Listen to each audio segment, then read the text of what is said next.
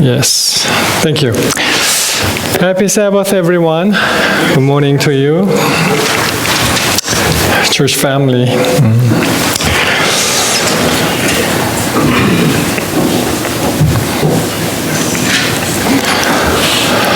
So I'd like to welcome all of you from Korean church as well. And I think my voice finally came back. So I'm no more contagious. You can shake my hands or hug me as much as you can. Oh, it was more than a week, about 10 days, and I visited the hospital, and one of my nostril, the running nose, and that's a beginning of what is happening. Oh, so fragile. Like today, I'm okay, but nobody guaranteed tomorrow. we may be struck down easily with a common cold, and hopefully not the coronavirus. Oh, it's horrible from China. Don't go to China for a while. No. Okay, today's title is Heaven, Toward Heaven, or Headed Heavenward. Are you headed heavenward? What's your life?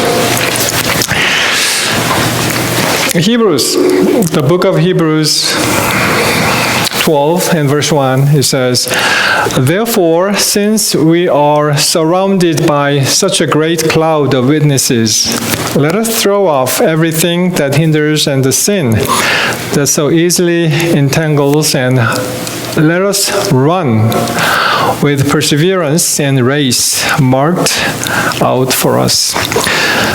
So in the Bible, there are many texts that our life is a part of a race, a run, and so on. So it's a good example of how our lives, your life and my life, would be like. It's a race, either 100 meter or marathon.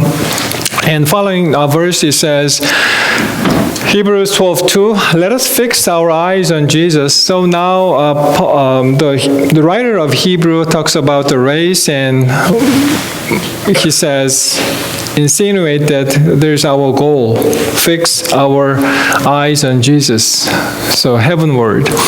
The author and perfecter of our faith, and who for the joy set before him endured the cross, scorning its shame, and sat down at the right hand of the throne of God. So one more time, I'd like to talk about the race. I always admired when I see the game of marathon. Have you watched marathon, Olympics, and other? Anybody knows the world record? How fast a marathoner, the worldly renowned marathoner, their record? How fast? Any guess? Okay, let me ask you, how many miles the marathon? 26.2, right? Those who like some metric system, 42.195 kilometer, if I remember correctly. So that's a long way, 26 miles away from here. So how about Novato, farther than Novato? So running up to Novato. Okay, it's a long way. Do you know? Novato is 22 miles. 22. Okay, so farther than 22. Okay. So anybody has a guess how fast the world record? 26 miles, 0.2. How fast? 1 hour 55. 1 hour 55. You're very generous, David. Okay, let's find out. Here is the list here. Runner and finish time and pace mile marathon. The world record is Eliud Kipchoge. It's 2 hours and 1 minute, 39 seconds.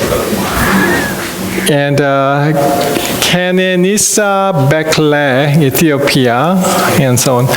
So those listed up the runners. Kenya is one of the dominant countries. You have a gene, DNA. Let's run together someday. And Ethiopia, 6 of those are ranked here. And Ethiopia is known the highland, like Denver City, 1 mile high city, right? So Ethiopia, comparatively, like when we had Olympics in Mexico, 1968, and it's a highland. So those who lived in that accustomed to that highland, and there are some benefits. So Ethiopia is one of those, and they can breathe the oxygen very efficiently, I guess. So I believe 2 hours and 1 minute, 26 miles, like that. So this gentleman is the one who holds the world record, and his name is Iliad. Is it Kipchoge or Kipchoge? Kipchoge. Yeah, that's right. He's from Kenya, so no doubt, right? Let's see how. Could you volume up a little bit? Not too high, but. He has less than 200 meters to go. 1:59.40, the unofficial time. So within 2 hours, that's a breakthrough.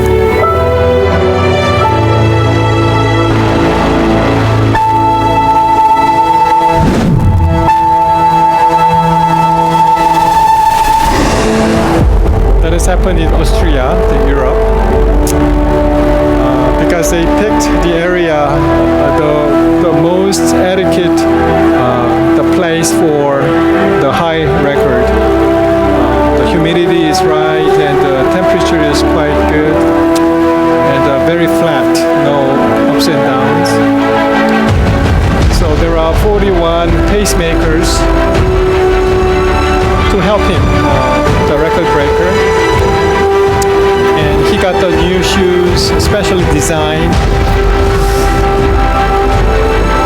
So this is 1896, the first Olympics, and 2 hours 58 back then. 1908, London Olympics, 2 hours and 55 and 18 seconds. And 1967, 2 hours 9 minutes. But within 2 hours, there's no more than faster than 2 hours. So 2003 Berlin Olympics, 2018 Kipchoge 2 hour 1 minute and 39 seconds. That's a world record. And now 1 hour 59 seconds. 42.195 kilometers. So this is a world record, but not officially recognized because it was a set marathon course, which means there was a car leading the marathoner. And did you see the blue lines? Green lines. Yeah, green. Thank you, green lines. And keep the pace. And there are a bunch of people, 41 pacemakers, and running, and very flat. So it was a set course, so it is not recognized as a world record. But anyway, within 2 hours, that's very amazing. Guess what? That means 1 hour 59, 40 seconds, 40.2 seconds. Guess what? How fast can you run, Jerry? Probably about 15 miles an hour for about... I'm asking 100-meter rush. I don't even know what a meter is. Okay. The world record is 9 seconds something. Yeah. So for me, my highest record was 13.9 second, 100 meter. That's pretty fast, but regularly 14, 15, like that. Ladies, did you ever try the 100 rush? Yeah. How fast was it? I don't remember. You don't remember. Ladies, usually 17, 16, 100 rush, maximum speed. To make this number, he would have been running 17 seconds for 100 rush. So all the way, 26 miles.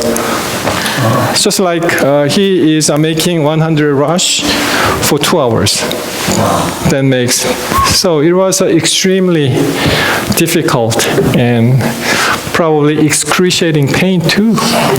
And his feet is burning, something like that. So amazing. But Bible says about the race many times. In 2 Timothy 4:7, as you remember this famous text, I have fought the good fight and I have finished the race. I have kept the faith. So running is important. Another thing is whether you keep faith or not. That's another question. Running is very important, and do you keep faith? Which means you hit the finish line, right? Another story when it comes to marathon for Koreans, my home country. Guess what? There are only 2 gold medalists in Olympics. Guess what? Those are Koreans. So I may have some marathon gene. This gentleman, Son, last name is Son, 1936, Berlin Olympics. But that Japanese colonial rule, the period, and his nationality happens to be Japanese. There is no more Korea back then. But the same date, August 9th, let me explain this one first. So this is the Olympic gold medalist, 1936 Berlin, and his record is 2 hours, 29 minutes, and 19 seconds. But there was a pretty good, because he broke the 30 minutes, 2 hours, 30 minutes, the record, because 2 hours, 29. This gentleman, the exact same date, August 9th, after 56 years. Now, the Korean national, his last name is Hwang, and he got the Olympic gold medal, 1992, August 9. Interesting. He was so exhausted, and he spent the last drop of his gas, energy, so he collapsed. Immediately after he hit the finish line, and there's no more energy to walk around and wave the Korean flag, celebrating his winning. He just collapsed, and gurney, he was taken out with gurney like that. He said in his newspaper interview, he said, he was attempted 3 suicidal during the practice. So painful. His goal was not to get that gold medal, but his goal was to finish the race, finish this practice, no more. So if he had been hit by a truck, and he thought, I would have been in hospital for at least 3 days or 4 days, and I can take some rest.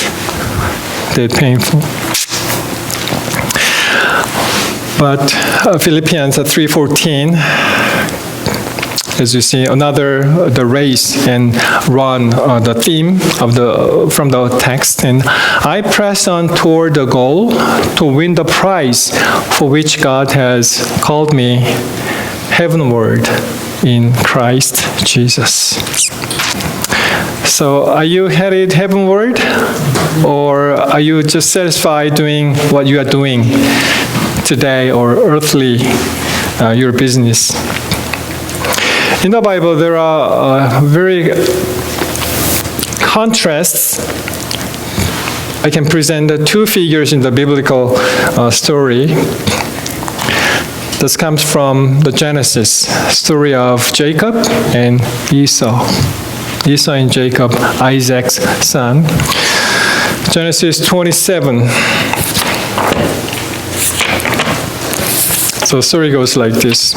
If you have your Bible, and feel free to turn your Bible, Genesis 27 and verse 1. And it says, when Isaac was old and his eyes were so weak that he could no longer see, he called for Esau, his older son, and said to him, my son. And he said, here I am. He answered. Verse 2, Isaac said, I am now an old man and don't know the day of my death. So he feels like, okay, my end is near. So he's asking sons, and he wanted to say something. He wanted to get some hunting game, and also he wanted to bless the son before he died. In verse 3, it says, now then, get your weapons and your quivers and bow and go out to the open country to hunt some wild game for me. And he said, prepare me the kind of tasty food I like and bring it to me to eat, so that I may give you my blessing before I die. So two reasons: he wants to get some delicious food supposedly prepared by Esau, and wanted to bless him because he happens to be a good son, to provide some good food for his dad.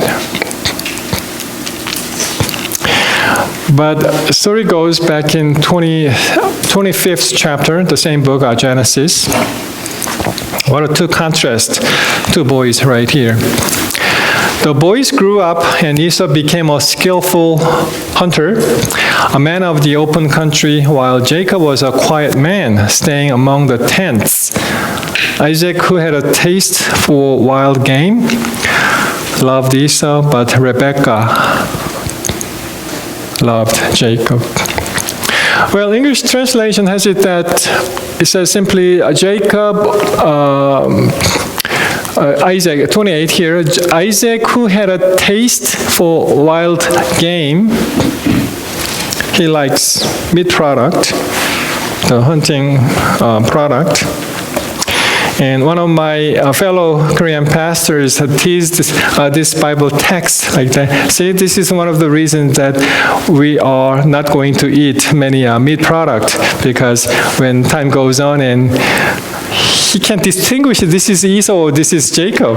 That's all because of his diet system like that. Well, we promote in that way. This is Elizabeth Talbot, Adventist scholar, and she visited many different places to preach and have lectures. And one of her books she wrote is this book. And by the way, this is the book that David was given when he had an ordination, elder ordination. And this is a daily devotional, the Jesus Wins, for this year, 2020. And this is a very good book, awesome.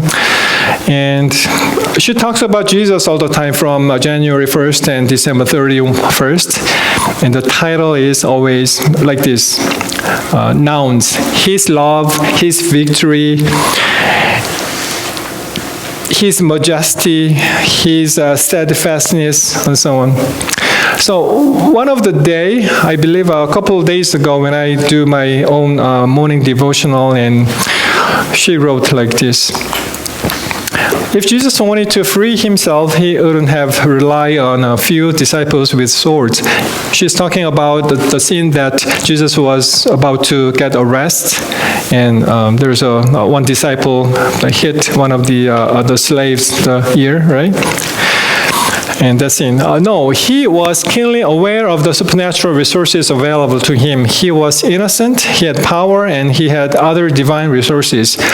And yet, he didn't use any of these, but restrained himself in order to follow his Father's will for our redemption.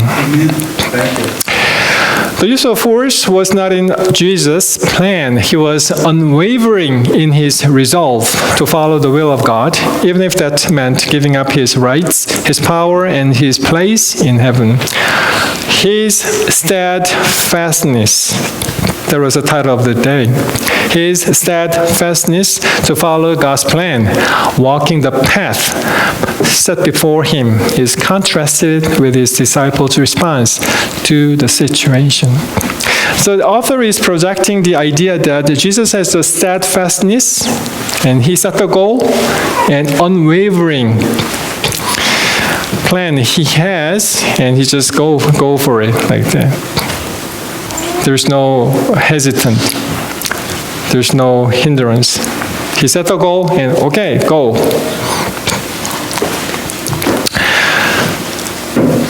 This is Pastor Sproul.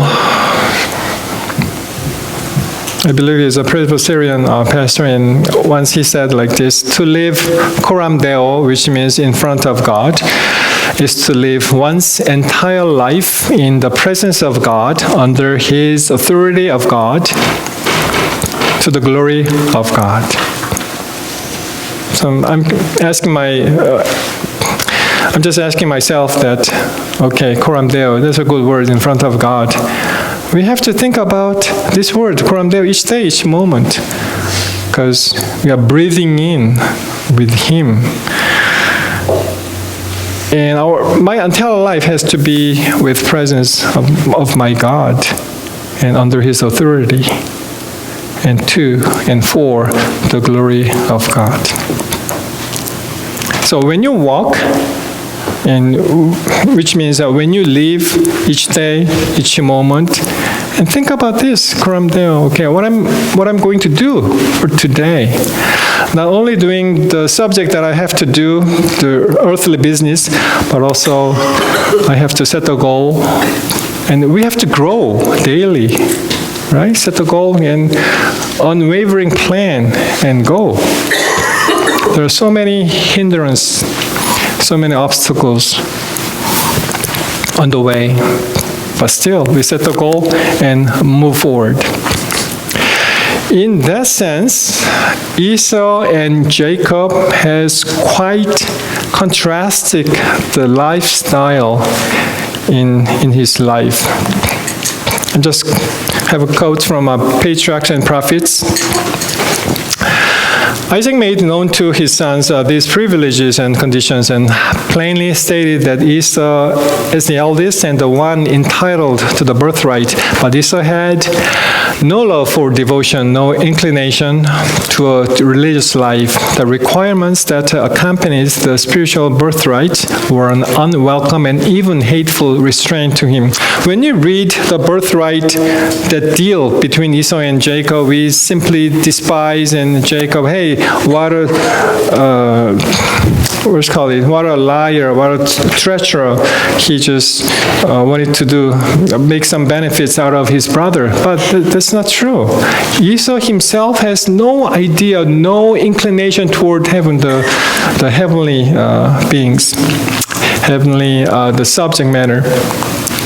And the law of God, which was the condition of the divine covenant with Abraham, was regarded by Esau as a yoke of bondage bent on self-indulgence, and he desires nothing so much as liberty to do as he pleased. To him, power and riches and feasting and reveling were happiness, and he gloried in the unstrained freedom of his wild, roving life. So can you guess what kind of a lifestyle he has, right? Just party boy, and all feast and doing something that satisfied his life, and there's nothing related to something valuable, something heavenly subject matter. But as a contrast, this is what Jacob, his life looked like. And Jacob had learned from his mother of divine intimation that the birthright should fall to him, and he was filled with an unspeakable desire for the privileges which he would confer.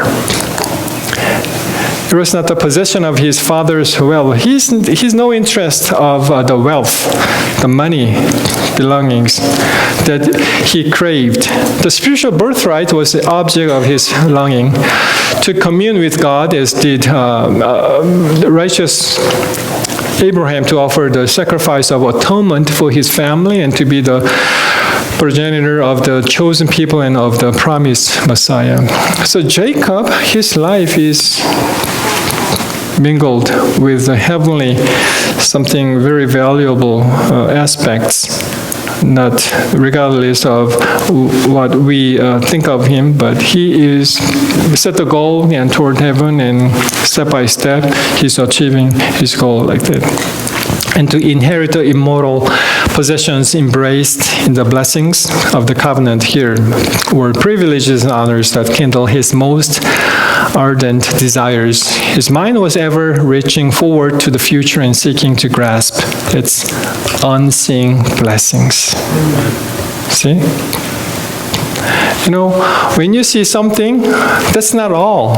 This is just cover. But we have to understand the beyond the scene and what's going on in your spiritual life.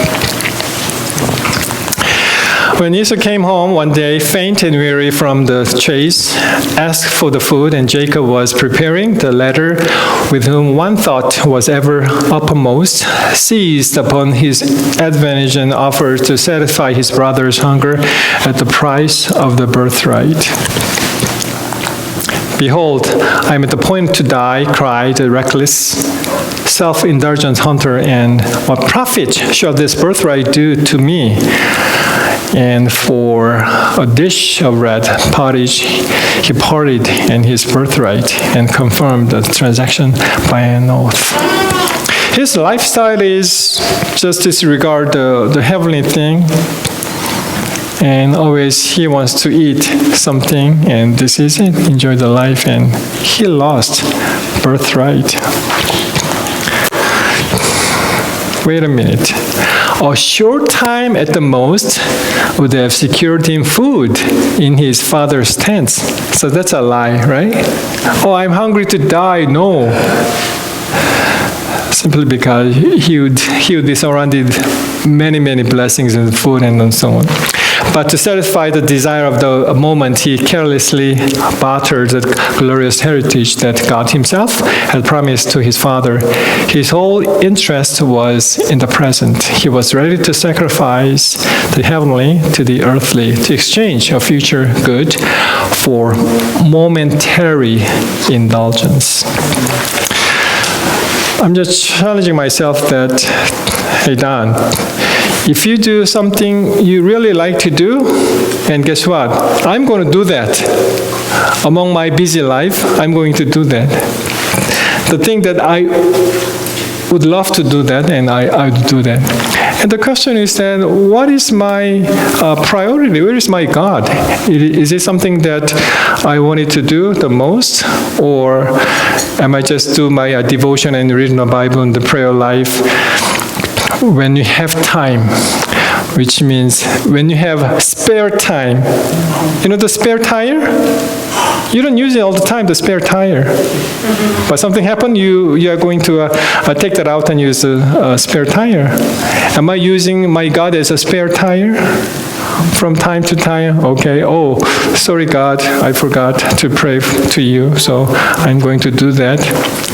But Lord, I'd like to do internet first and see you later. Am I doing that? So the big difference between Esau and Jacob is the mindset. What would you like to do? Put your first priority. Is that your earthly life or the life to come? My spiritual life. Esau did something serious mistake because Esau despised his birthright. He despised it. He doesn't need it. He don't want it. He despises it. It is the same situation, I guess. We are worshiping same God, same place, same church. Possibly we can either trace the Esau's life or life of Jacob. Because two brothers, right? Same family. They were educated under the same parents. They were given the same message, but still so contrast between two. But this is my prayer. When you set your goal and heavenward, we are going day by day, moment by moment, but we need patience. There are so many obstacles in front of us. Like the marathoner, we saw the videotape, and there are so many marathoners, they were tempted, okay, I want to give up. Some instant, there is some stranger just jump into the race, and that really happened previous Olympic Games, and he would have been first place, but went down to a third place. But he was still happy because he could finish the race and he got the bronze medal. Like that. There will be so many distractions and obstacles in front of us. But still, this is my prayer that, Lord, please help me. I set the goal and I'm toward heaven. And please get rid of all the obstacles, all unnecessary things, so that I can make it to the finish line. That we need patience, right? This is the story that a few weeks ago, a guy stranded in the middle of the Alaskan, the snowy, the cottage, and he got rescued. He endured, I believe, 23 days waiting.